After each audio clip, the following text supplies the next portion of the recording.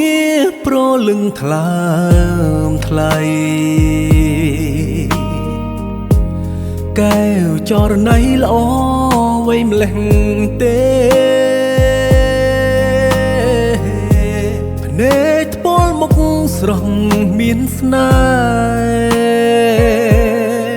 ហ៍ល្អជាងខែរះពេញបរមីទៅទៀតចង់តែច្រៀងបំពេលឲ្យគេងចង់កំប្លែងឲ្យស្រីញញឹម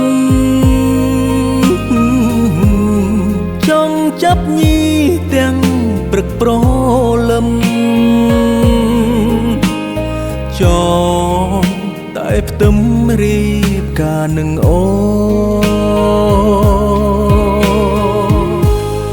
បងសុំថាពីចំងាយថាឆោមឆាយក្នុងក្តីស្រមៃសូមយល់សពទាំងយប់ទាំងថ្ងៃ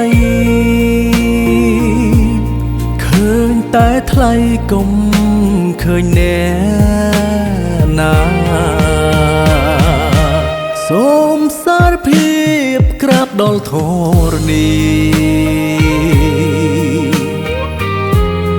លើកដៃពីសំពះអង្គវ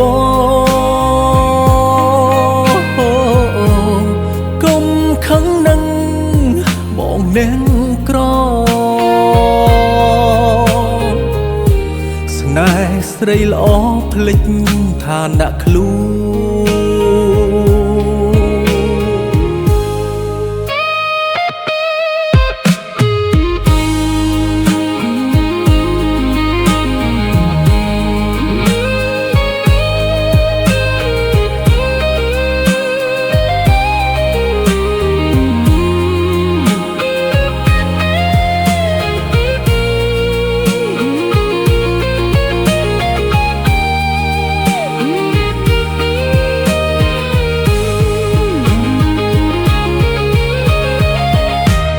សូមសារ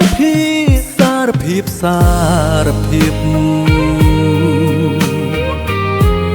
សូមសារភាពថាបងស្នេហ៍ស្រីឆ្លើយចឹងទៅណាពីងសៃ